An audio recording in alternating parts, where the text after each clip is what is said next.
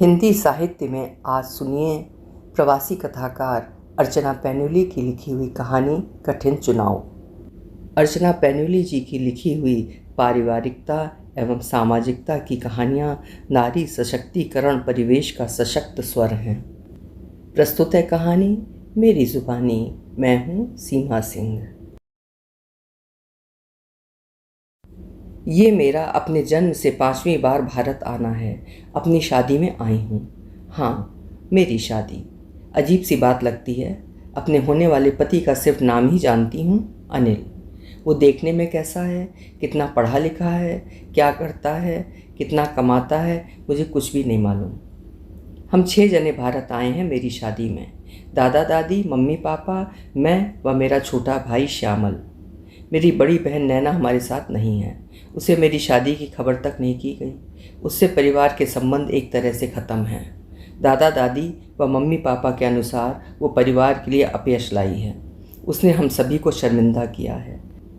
आखिरकार हमारे परिवार की डेनमार्क में अपनी भारतीय बिरादरी में एक धाक थी। मेरे दादाजी करीब 35 साल पहले अपना वतन भारत छोड़कर डेनमार्क में बस गए थे स्वेच्छा से।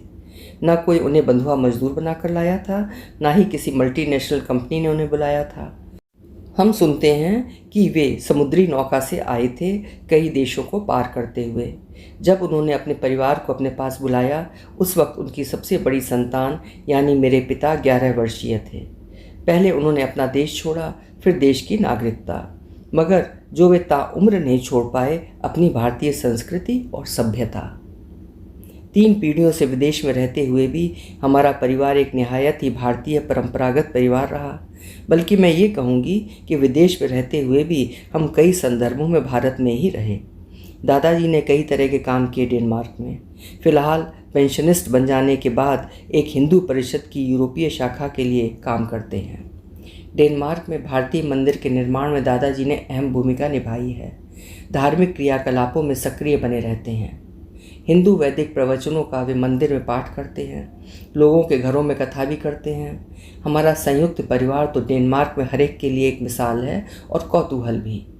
दादा दादी, मम्मी पापा व हम 3 भाई बहनों का एक घर में एक साथ रहना गोरों के साथ भारतीयों को भी अचंभित करता है।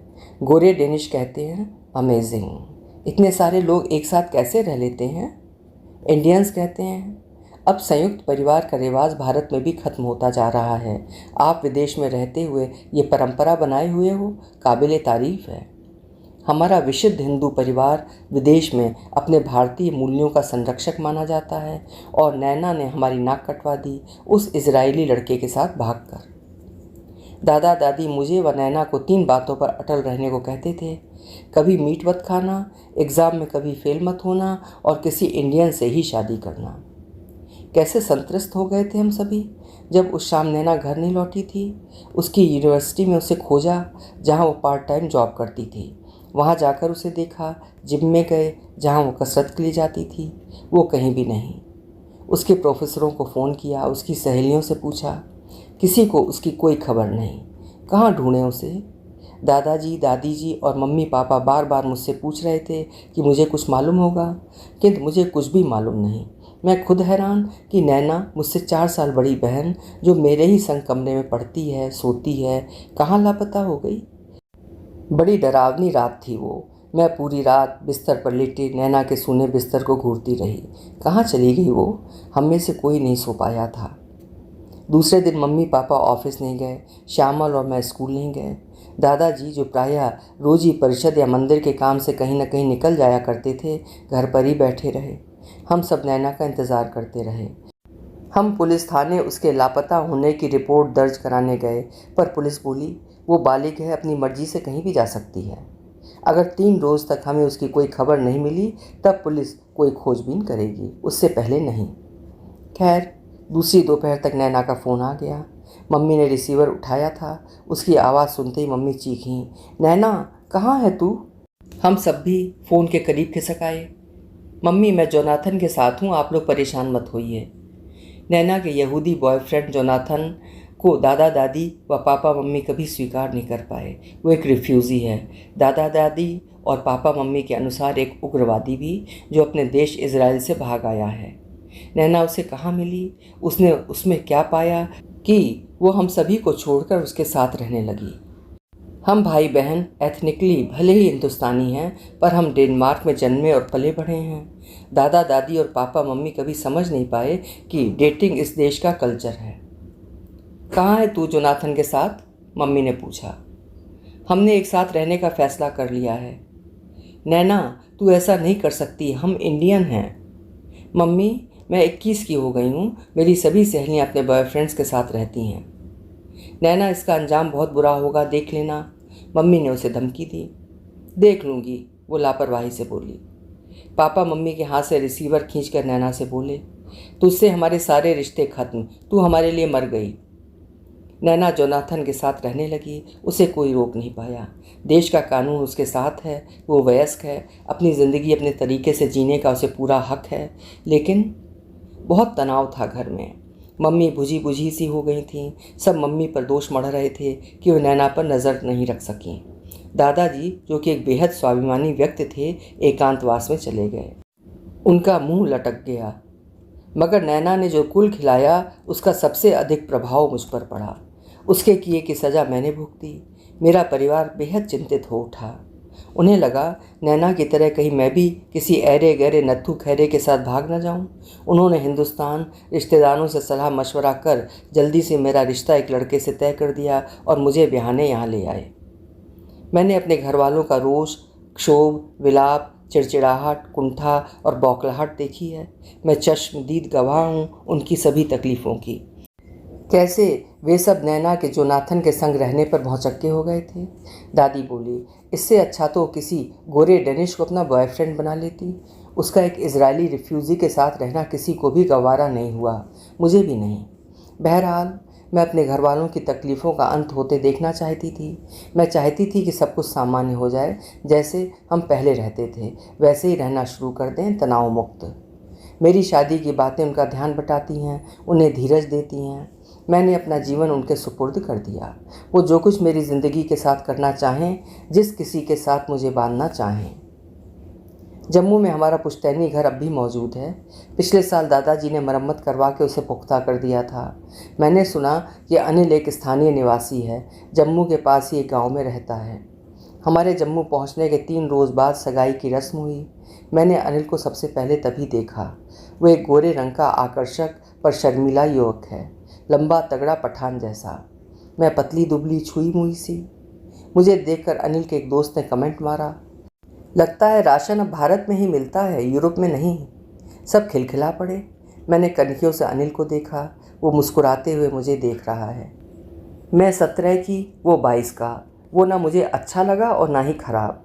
उसे देखकर मेरे मन में कोई संवेदना नहीं उमड़ी। मेरी शादी बेहद शानदार ढंग से हुई।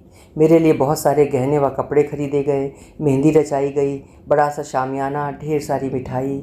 जो कुछ मेरे घर वाले नैना के लिए नहीं कर सके, उन्होंने मेरे लिए किया। दादा दादी ने अपने उन सभी रिश्तेदारों व परिचितों को आमंत्रित किया जिन्हें वे बचपन से जानते हैं, मगर दूरी की वजह से संपर्क टूट चुका था। बहुत दिनों बाद मेरे घर वाले खुश नज़र आ रहे हैं। मुझे ये देखकर बहुत अच्छा लग रहा है। वे खुश तो मैं भी खुश।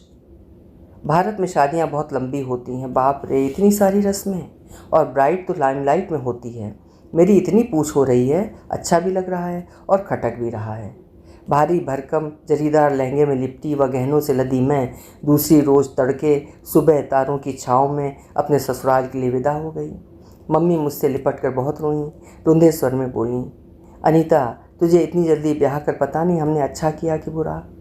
दादी भी मुझसे लिपट कर रोईं, बोली, अब तू किसी और की हो गई। बच्चों पर उतना हक नहीं रहता जब वे किसी और के हो जाते हैं। दादाजी व पापा भी अपने बहते आंसू पोंछ रहे हैं। मुझे उनके रोने का कारण समझ में नहीं आ रहा है। वे क्यों रो रहे हैं? ये तो भारत आने से पहले ही तय हो चुका था कि मैंने उन्हीं के साथ कोपेनहेगन वापस जाना है, वहाँ अपनी पढ़ाई जारी रखनी है। शायद वे घबरा रहे हैं कि कहीं इतनी आपाधापी में मेरी शादी करके कुछ गलत तो नहीं कर दिया। अनिल का घर हमारे घर से बहुत दूर जम्मू के पास किसी कुपवाड़ा नामक गांव में है। मुझे ये अच्छा लगा कि उसका घर थोड़ी पहाड़ी पर है, मगर मुझे यहाँ अजनबीपन डस गया। एक तो भारत मेरे लिए बहुत जाना पहचाना देश नहीं, सभी रिश्तेदार यहाँ अनजाने, फिर अनिल का घर तो और भी अजनबी। उसके घर में उसके परिवार के अलावा शादी में आए बहुत सारे मेहमान हैं। मेरी यहाँ और ज़्यादा खातिर हो रही है। उनके अनुसार मैं विदेशी हूँ, यूरोपियन। मम्मी पापा ने बहुत से रुपए खर्च करके उन्हें खुश भी कर दिया। सभी अनिल से मजाक कर रहे हैं कि वो विदेश जाएगा, NRI बनेगा। शादी की रस्में जो सगाई से शुरू हुई, निपटने का नाम ही नहीं ले रही हैं। पहले मेरे घर में रस्में हुई, फिर अनिल के घर में। शाम को रिसेप्शन में और भी भीड़ इकट्ठी हुई। सभी मुझे गुपचुप निहार रहे हैं। शादी के पंडाल में बैठी मैं बुरी तरह उकता गई। मुझे सिगरेट की तलब भी होने लगी। अनिल की बहन ने मेरे चेहरे की थकावट को पढ़ लिया। अनीता, आराम करना है? जैसे मेरे मन की बात पूछ ली हो उसने। मैंने तुरंत सहमति में गर्दन हिलाई। उसने मुझे उठने का संकेत किया। मैं उठी तो परिवार की 2 लड़कियां, शायद अनिल की कजन्स भी हमारे साथ हो लीं। वे सभी मुझे घुमाते फिराते एक कमरे में ले आईं, जहां बीचों बीच एक पलंग रंग बिरंगे फूलों से सजा हुआ। मेरे सूटकेस व बैग सभी वहां मौजूद। शादी का कुछ सामान भी वहां पड़ा हुआ, मिठाई व फलों की टोकरियां और भी न जाने क्या क्या। अगर तुम्हें प्यास लगे तो पानी वहाँ है, अनिल की बहन एक कोने पर एक चौकोर मेज पर रखे जग की ओर इशारा करते हुए बोली। मैंने मेज की तरफ देखा।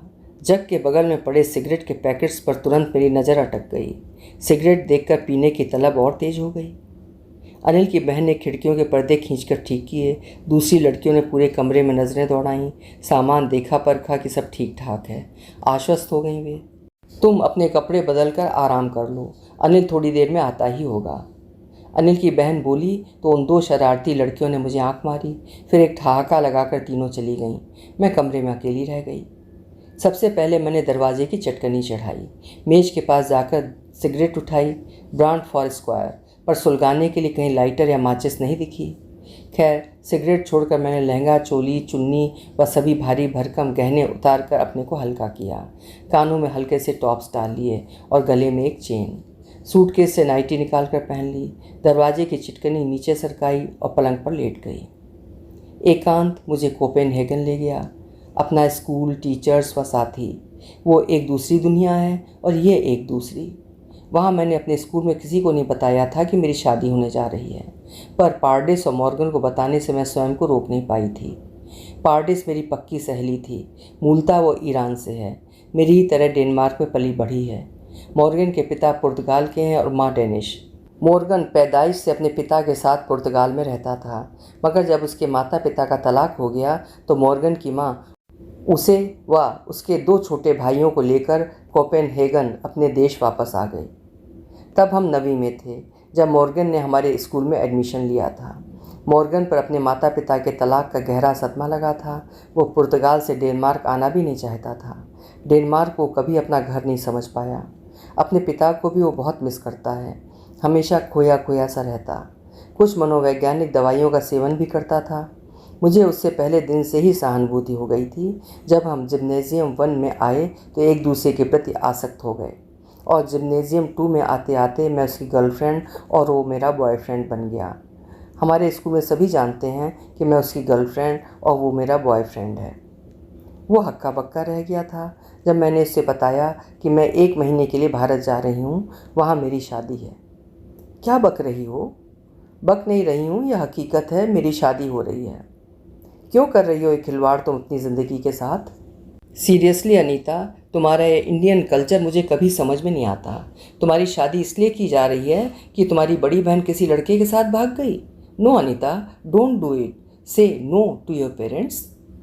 आई कांट। दरअसल स्कूल में सभी स्तब्ध थे ये जानकर कि मैं पढ़ाई के बीच में 1 महीने के लिए इंडिया जा रही हूँ। टीचर्स ने भी मुंह बनाया, आपत्ति जाहिर की। हल्की हल्की नींद के झोंके मुझे आने लगे। उन नींद के झोंकों में मुझे अपने स्कूल के साथी लुइस, पार्डिस, क्लारा, मार्टिन, मॉर्गन दिखने लगे। ठीक 1 घंटे बाद आहट हुई और अनिल कमरे में प्रविष्ट हुआ। मैं उठकर बैठ गई। वो भी अपने कपड़े बदल चुका है। सिल्क का नीले चटकीले रंग का कुर्ता पायजामा पहने हुए है।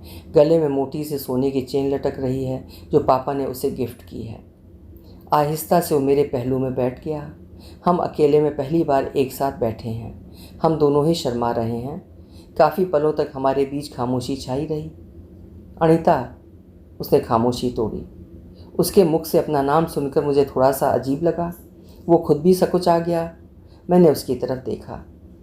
बड़ी झटपट हमारी शादी हो गई, चट मंगनी पट ब्याह।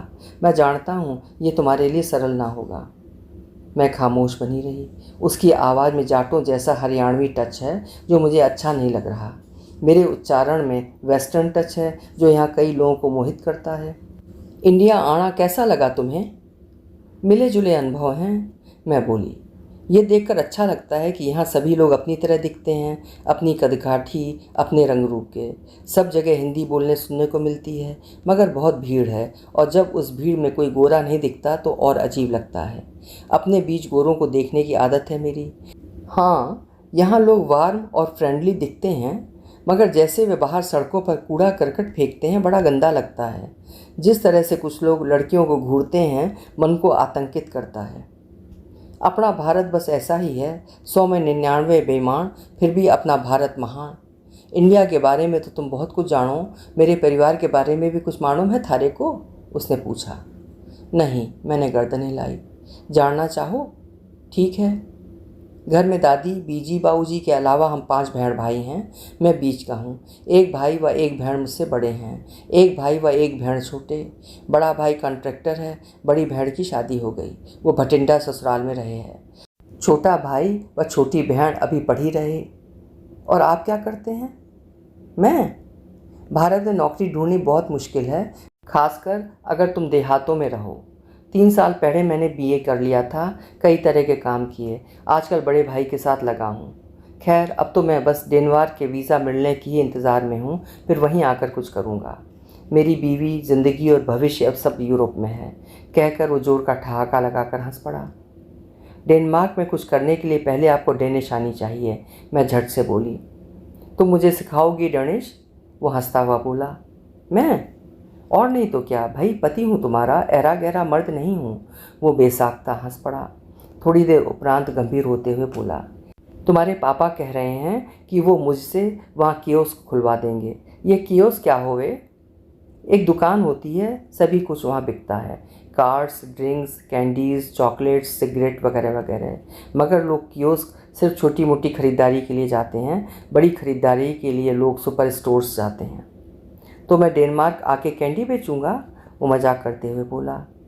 अपने भावी पति को लेकर मेरे मन में कोई बहुत ऊंचे ख्वाब तो नहीं थे, मगर एक कैंडी बेचने वाले से मेरी शादी होगी, सोचकर मुझे निराशा हुई। तुम माइंड तो नहीं करोगे अगर मैं सिगरेट पीऊँ? मैंने अकस्मात उससे पूछ लिया। आश्चर्य उसके चेहरे पर पसर गया। तुम सिगरेट पियो? हाँ, कभी कभी जब टेंशन में होती हूँ। क्या टेंशन है तुम्हें? मैं खामोश रही। वो चुपचाप उठा, चौकोर मेज की तरफ बढ़ा, सिगरेट का एक पैकेट उठाया। लाइटर है तुम्हारे पास? लाइटर?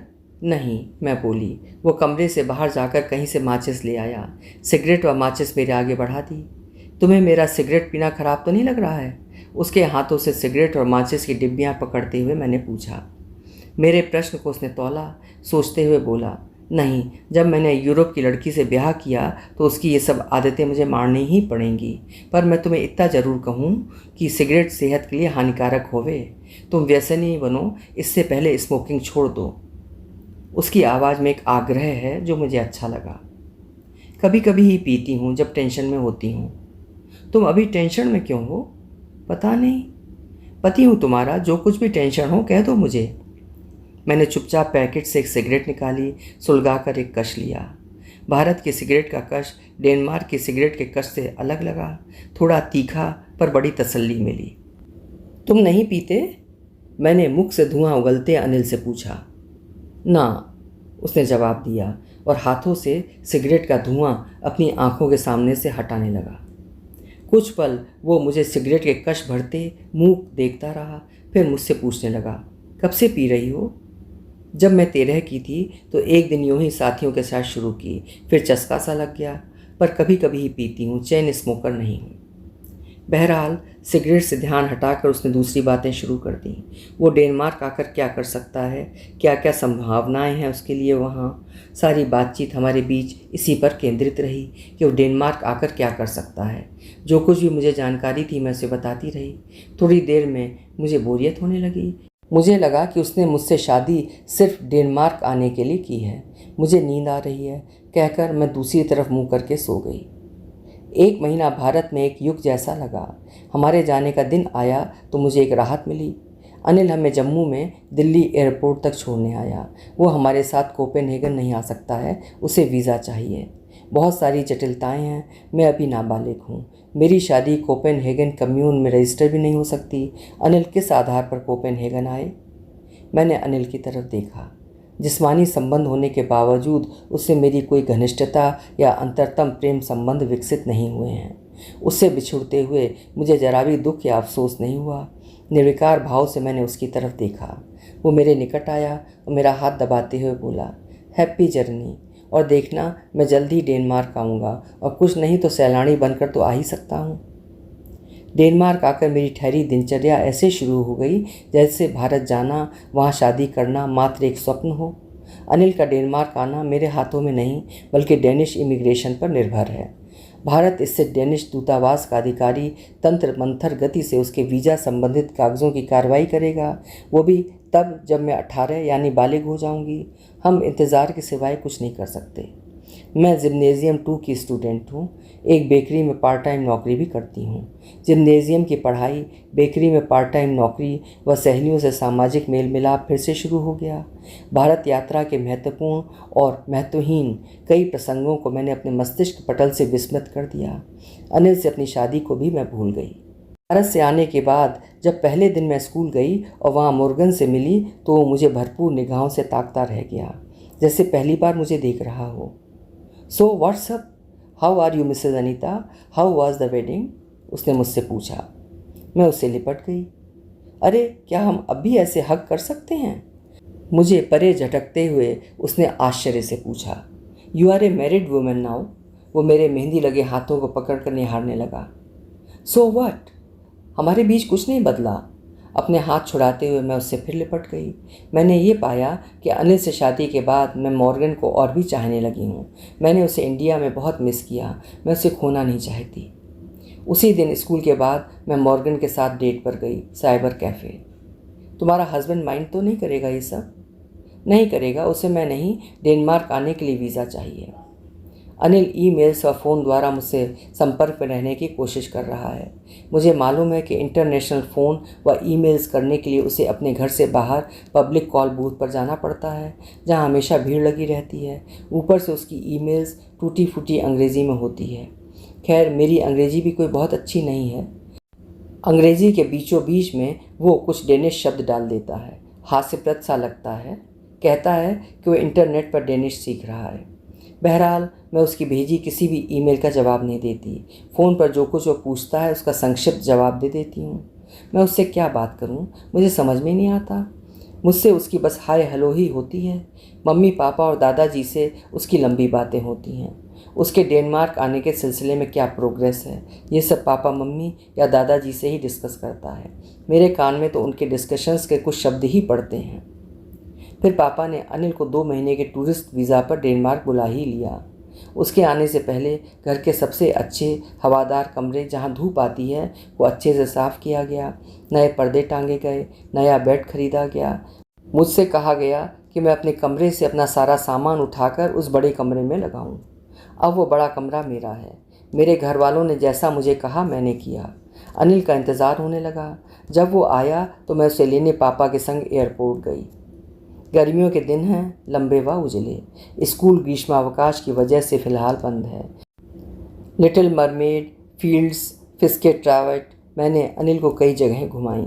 अनिल ने मेरा स्कूल देखने की भी इच्छा जाहिर की। मैंने उसे बाहर से अपना बंद स्कूल दिखा दिया। उसने मेरी पढ़ाई के विषय में पूछा। जिम्नेजियम 3 के बाद मैं क्या करूँगी। मुझसे मेरे साथियों के विषय में पूछा। मैंने उसे पार्डिस, लुइस और मॉर्गन के विषय में बताया। उसकी मौजूदगी में मॉर्गन का कई बार मेरे लिए फ़ोन आया, SMS आए। फ़ोन पर मेरी मॉर्गन से होती बातचीत को वो कान लगाकर ध्यानपूर्वक सुनता। ये जो तुम्हारा साथी है मॉर्गन, आधा पुर्तगाली और आधा डेनिश, कैसा सखा है तुम्हारा? बड़ा फ़ोन करे है वो तुम्हें? उसे मुझ पर क्रश है। क्रश ये क्या हुए? मतलब वो मुझे पसंद करता है। और तुम उसे? मेरे चेहरे पर उभरते भाव को पढ़ते हुए अनिल ने पूछा। मुझे भी वो अच्छा लगता है। हम दोनों 4 सालों से एक साथ पढ़ रहे हैं। मेरी और मॉर्गन की आत्मीयता को अनिल कितना समझ पाया मालूम नहीं, पर उसने और नहीं कुरेदा। बहरहाल उसका डेनमार्क आने का मकसद कुछ और ही है।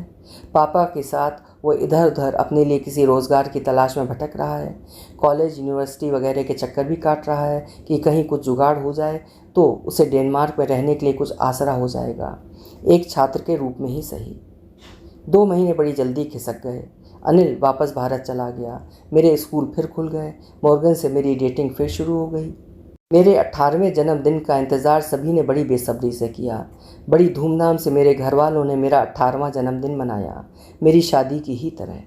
एक बड़ा सा कम्युनिटी हॉल बुक करके उन्होंने इंडियन कम्युनिटी के अपने सभी मित्रों, परिचितों व कुछ डेनिश मित्रों को भी बुलाया। 100 के करीब लोग इकट्ठा हुए। मैंने अपनी तरफ से सिर्फ एक व्यक्ति को आमंत्रित किया, अपनी बड़ी बहन नैना को। हम सभी उसे 1 साल बाद देख रहे हैं। वो अकेले आई है, मेरे लिए 2-3 तरह के छोटे छोटे गिफ्ट्स लेकर। दादा दादी व मम्मी पापा का चेहरा उसे देखकर स्याह हो गया। पापा तुरंत मेरे पास आकर कड़क आवाज़ में मुझसे पूछने लगे, ये यहाँ कैसे आ गई? तूने बुलाया इसे? 18 की हो गई हूँ, अपनी तरफ से क्या अपने जन्मदिन में किसी को बुला भी नहीं सकती? कहते हुए मेरी आंखें आंसुओं से भर गईं। मैं रो पड़ी। बहुत सारे कारण थे मेरे रोने के। पापा विचलित से हो गए। तुरंत मेरा कंधा पकड़ते हुए मुझे एकांत कोने में ले गए। आहिस्ते से वे बोले, उसके साथ हमारे रिश्ते खत्म हो गए हैं, वो हमारे लिए मरे के समान है। आपके लिए, मेरे लिए नहीं, मैं अपने आंसू पोंछते हुए बोली। मुझसे तो मेरे घर वाले ज़्यादा बहस नहीं कर पाए, मगर नैना को उन्होंने पूरी तरह उपेक्षित किया। ये रुख अपनाए रखा जैसे उसका वहाँ कोई स्वागत नहीं है। वो एक बिन बुलाई मेहमान है। उनकी तनी भ्रुकुटी देख नैना भी उनसे कटी कटी रही। उसने बस मुझसे व श्यामल से ही बात की। मुझे अपने लाए उपहार सौंपती हुई बोली, अभी मेरी इनकम इतनी ज़्यादा नहीं है, अब ज़्यादा कमाने लग जाऊंगी तुझे बहुत अच्छा गिफ्ट दूंगी। दीदी, तेरी उपस्थिति ही मेरे लिए काफ़ी है, मैं बोली। मुझे ऊपर से नीचे तक निहार कर भावुक होते हुए बोली, माय लिटिल सिस्टर, देखते ही देखते इतनी बड़ी हो गई एडल्ट। और फिर उसने मुझे अपनी बाहों में भींच लिया। मैंने सुना तेरी शादी भी हो चुकी है, वो मेरे कान में फुसफुसाई। हाँ, सहमति में गर्दन हिलाते हुए मैं तल्खी से बोली, तू चुपचाप बिना किसी को बताए उस यहूदी के साथ भाग गई, तेरे गुनाह की सज़ा मैंने भुगती। नैना विमूढ़ हो गई। अपराधी भाव उसके चेहरे पर छा गया। उसके मुख से बस इतना ही निकला, सॉरी। मेरे बालिग हो जाने पर सबसे पहला काम किया गया कोपेनहेगन कम्यून में मेरी शादी रजिस्टर करना और अनिल को मेरा पति साबित करके डेनमार्क बुलाना। पर अभी कई अड़चने हैं। मैं एक स्टूडेंट हूँ, अपने माता पिता पर आर्थिक तौर पर निर्भर हूँ। मेरा पति मेरे दम पर यहाँ कैसे रह सकेगा? मेरे घर वालों का दिमाग बड़ा शातिर है। मैं तो सिर्फ दर्शक बनी हूँ, मूक देख रही हूँ कि अनिल को डेनमार्क का रेजिडेंट परमिट दिलवाने के लिए वे किस तरह पापड़ बेल रहे हैं, नियमों को तोड़ मरोड़ रहे हैं, कैसी उसकी विवेचना कर रहे हैं, किस तरह फर्जी कागज़ बनवा रहे हैं, एजेंटों व वकीलों से विचार विमर्श कर रहे हैं। उन्होंने जहाँ जिस किसी कागज़ में मुझे साइन करने को कहा, मैंने बिना पढ़े ही पेपर्स साइन कर दिए। मैंने उनके सम्मुख पूर्ण समर्पण कर रखा है। मगर ये सब कार्यवाही होते होते 1 साल और बीत गया। इस दरमियान मैंने जिम्नेजियम पूरा करके यूनिवर्सिटी में प्रवेश ले लिया। 4 वर्षीय इंटीग्रेटेड टीचिंग ट्रेनिंग कोर्स की मंशा है।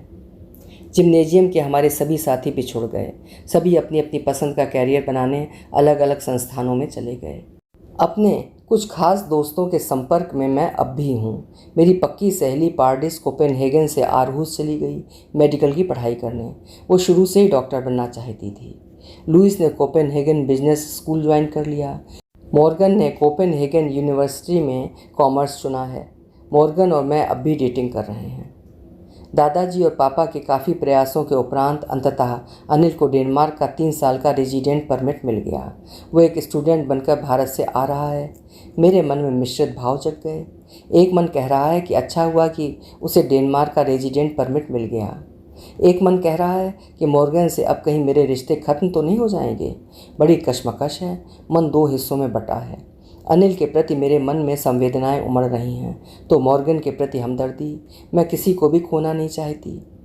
अनिल को अपना बोरिया बिस्तर लिए कोपेनहेगन आए देख मैं हैरान हूँ, दुविधा में हूँ और थोड़ा बहुत खुश भी हूँ।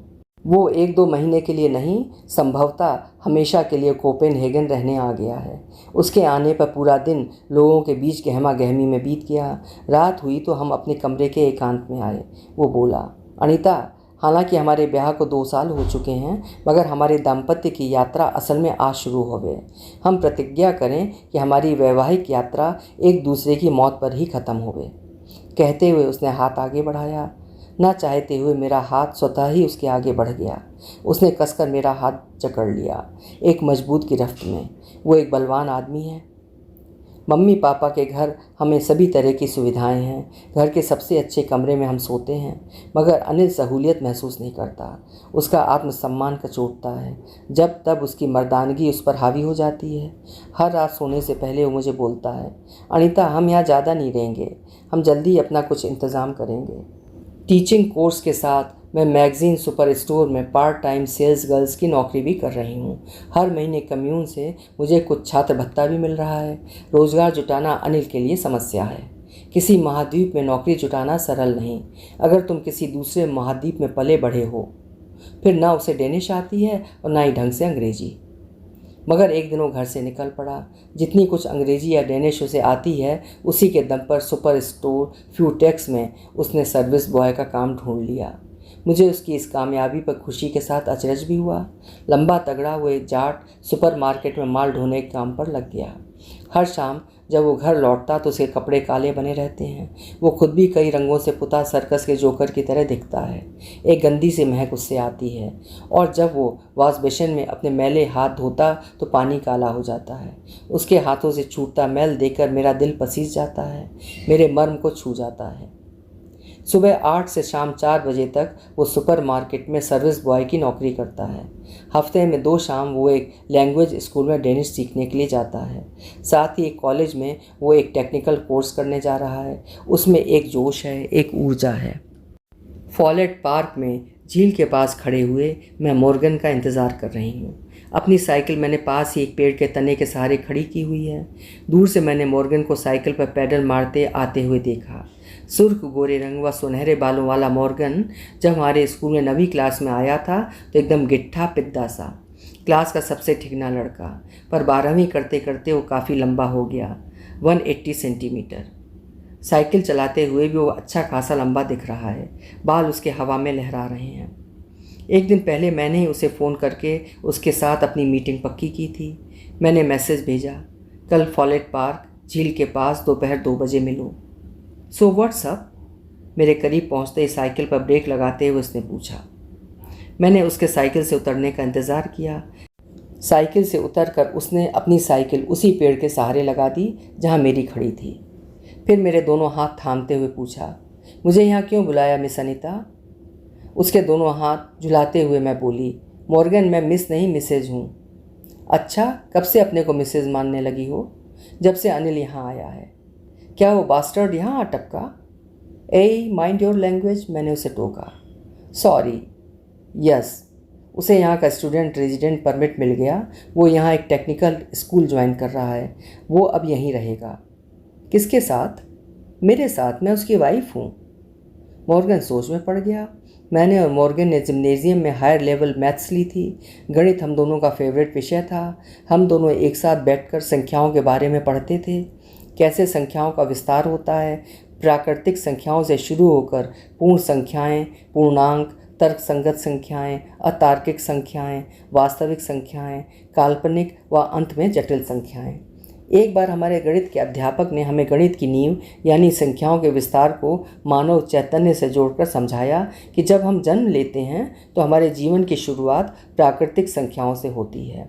1, 2, 3, 4, सब सरल, सकारात्मक, सुखद, कुछ भी क्लिष्ट नहीं।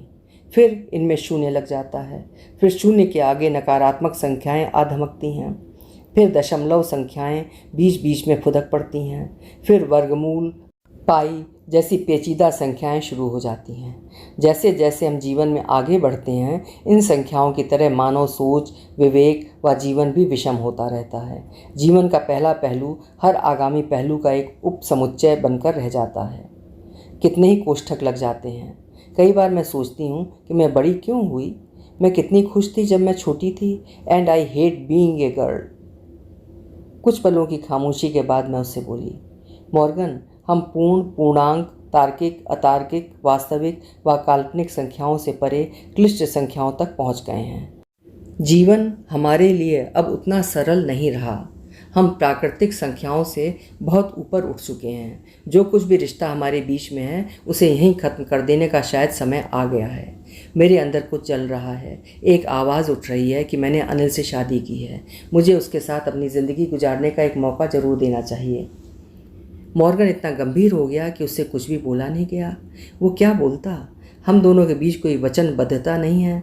एक दूसरे के गर्लफ्रेंड व बॉयफ्रेंड बने हम अपने जीवन में सिर्फ एक शून्यता को भर रहे हैं। खुद को झूठी तसल्ली दे रहे हैं कि डेटिंग के चलन वाले इस ज़माने में हम किसी से कम नहीं। उसकी भी कोई गर्ल है, मेरा भी कोई बॉय है। हम दोनों को ही मालूम है कि हम बहुत दूर तक साथ नहीं जा सकते। हमारे संबंध एक दिन ज़रूर टूटेंगे, एक झटके से, और वो क्षण आ गया है। उसने गंभीर आवाज़ में कहना शुरू किया, अनीता, मैं तुम्हारे साथ डेटिंग सिर्फ तफरीह के लिए नहीं कर रहा हूँ। मैं तुम्हें लेकर सीरियस हूँ। समय आने पर मैं वास्तव में तुमसे शादी करता, तुम्हारे साथ अपनी ज़िंदगी बिताता। खैर, मैं क्या कहूँ, मैंने तो अपनी यूनिवर्सिटी की पढ़ाई भी पूरी नहीं की। एक लंबी यात्रा मुझे तय करनी है। उधर तुम शादीशुदा हो गई हो, तुम्हारी ज़िंदगी में एक दूसरा आदमी आ गया है। दो अत्यंत समझदार व्यक्तियों की तरह हम एक दूसरे से जुदा हुए, एक दूसरे को भावी ज़िंदगी की शुभकामनाएं देते हुए। All the best, all the best. फिर हम डेनिश में बोले, फेयरवेल, फेयरवेल। बिछो चाहे जिस परिस्थिति में हो, हमेशा कष्टप्रद होता है। मॉर्गन के साथ यूँ अपने 3 सालों की आत्मीयता को एक झटके में ख़त्म करके मुझे बेहद मलाल हुआ। अंतःकरण में कुछ रीत सा गया, मगर ज़िंदगी में हम जो चाहें वो सब नहीं मिलता। कुछ परिस्थितियाँ होती हैं, कुछ हमारे चुनाव। हम किस परिस्थिति में क्या चुनते हैं, यही तो ज़िंदगी है। मैंने अनिल को चुना। फैसला कठिन था, पर मन को शांति दे चुका है। हर निर्णय एक मुक्ति है। अनीता, अब हम यहाँ नहीं रहेंगे। हर एक रात अनिल अपना चिर परिचित वाक्य दोहराता, हम अपना अलग घर बसावेंगे। अलग घर? हाँ, मुझे ना रहना ससुराल में घर जमाई बनकर। क्या अनिल और मैं मेरा मायका छोड़कर अपने बलबूते पर वाकई अलग रह सकते हैं? एक रात हम दोनों ने मिलकर हिसाब लगाया। मेरी पार्ट टाइम नौकरी की तनख्वाह और स्टूडेंट अलाउंस, उसकी सर्विस बॉय की नौकरी की तनख्वाह मिलाकर हमारी आमदनी बहुत ज़्यादा तो नहीं है, फिर भी हमने एक मौका देना चाहा। मम्मी पापा ने भी हमारे फैसले को सराहा और मम्मी पापा का घर छोड़कर हम डॉर्मेट्री जैसे एक कमरे के अपार्टमेंट में शिफ्ट हो गए। सस्ते सेकेंड हैंड फर्नीचर से हमने अपने आशियाने को सजाया। दिन भर का समय मेरा व अनिल का घर के बाहर बीतता है। हम दोनों पढ़ भी रहे हैं और नौकरियां भी कर रहे हैं। मैं मैगज़ीन में सेल्स गर्ल और वो फ्यूटेक्स में सर्विस बॉय। मैं एंड्रू पेडागोगिक सेंटर से टीचिंग कोर्स कर रही हूँ और वो हाई टेक्निक्स स्कूले से टेक्नीशियन का कोर्स कर रहा है। देर रात तक हम थके मांदे घर लौटते हैं। खाना पकाने, सौदा खरीदने, घर साफ़ करने व लॉन्ड्री वगैरह सबकी हमने बारी लगा रखी है। मैं यदि खाना पकाती, वो बर्तन धोता। मैं झाड़ू लगाती, वो पोछा मारता। वो लॉन्ड्री करता तो मैं कपड़ों पर प्रेस मारती। हफ्ते में 2 दिन हम सिर्फ डेनिश में बात करते हैं ताकि अनिल इस भाषा में अपना कुछ प्रभुत्व जमा सके। 10 साल कैसे निकल गए पता ही नहीं चला। अब मैं 29 की हूँ। 3 बच्चों की माँ बन चुकी हूँ। 3 बच्चे। हाँ, वेदिका 4 साल की है। वेदिका के बाद मेरे 2 जुड़वा लड़के हुए, रोशन व रौनक, जो अभी 7 महीने के हैं। मेरे और अनिल की नाक में दम करके रखते हैं। जब कभी हम कहीं घूमने या शॉपिंग वगैरह के लिए जाते हैं, एक को अनिल थामे रहता है, दूसरे को मैं। वेदिका हमारे साथ साथ चलती है। मैं एक स्कूल में टीचर हूँ और अनिल एक पेपर फैक्ट्री में टेक्नीशियन। कोई बहुत बड़ी नौकरियाँ नहीं हैं हमारी, कोई बहुत बड़ी हस्ती नहीं है हमारी। ज़िंदगी अति साधारण है, मगर एक सुकून व संतुष्टि है। वीक डेज़ में तो हम दोनों ही बहुत व्यस्त रहते हैं, मगर वीक एंड्स में थोड़ी फुर्सत रहती है। हमने अपने वीकेंड्स बांटे हुए हैं। एक वीकेंड हम दादा दादी व मम्मी पापा के साथ बिताते हैं। हाँ, श्यामल घर से अलग एक डेनिश लड़की के साथ रहने लगा है, लिव इन रिलेशनशिप, जैसे इन देशों का प्रचलन है। अनिल के साथ एक सुखद व संतुष्ट ज़िंदगी बिताते हुए भी पता नहीं क्यों मन में ये आक्रोश फूट पड़ता है कि नैना ने भी अपनी पसंद का लाइफ पार्टनर चुना और श्यामल ने भी। पिसी हुई तो मैं हूँ घुन की तरह, त्याग बलिदान मुझे करने पड़े। खैर, ये मेरा अपना चुनाव था, मेरा प्रारब्ध था। कुछ हालात थे। मन को ये तसल्ली है कि मुझे दादा दादी व मम्मी पापा अपनी सबसे लायक संतान मानते हैं। एक मैं ही हूँ घर में जिसके हर किसी से संबंध अच्छे हैं। खैर, अपनी तारीफ़ क्या करूँ। दूसरा वीकेंड हमारा नैना और जोनाथन के साथ बीतता है। नैना और जोनाथन का भी एक लड़का है 6 साल का। जब वो प्रेग्नेंट हुई थी और पापा मम्मी को पता चला था मेरे ज़रिए ही, तो उन्होंने उससे व जोनाथन को हरे कृष्णा मंदिर ले जाकर उन दोनों की शादी करवा दी थी, बिना किसी ढोल धमाके के। यहाँ ये कहना चाहती हूँ कि जोनाथन एक बहुत अच्छा व्यक्ति है। मुझे व अनिल को बेहद पसंद है। मम्मी पापा को हम समझाते हैं कि नैना ने जो भी अपने लिए चुना वो सही चुना। वो यहूदी हुआ तो क्या हुआ, वो एक नेक इंसान है। नैना उसके संग खुश है। इससे अधिक हमें क्या चाहिए। देखो कब तक पापा मम्मी हमसे सहमत होते हैं। तीसरा वीकेंड मेरा और अनिल का अपने यार दोस्तों के साथ बीतता है। महीने के हर एक चौथे वीकेंड बच्चों को मम्मी पापा के पास छोड़कर अनिल और मैं मदर टेरेसा की सामाजिक संस्था मिशनरी ऑफ चैरिटी में वॉलंटियर का काम करते हैं। ज़िंदगी गुजर रही है। अभी आप सुन रहे थे अर्चना पैन्यूली जी की लिखी हुई एक बेहद खूबसूरत और उम्दा कहानी चुनाव।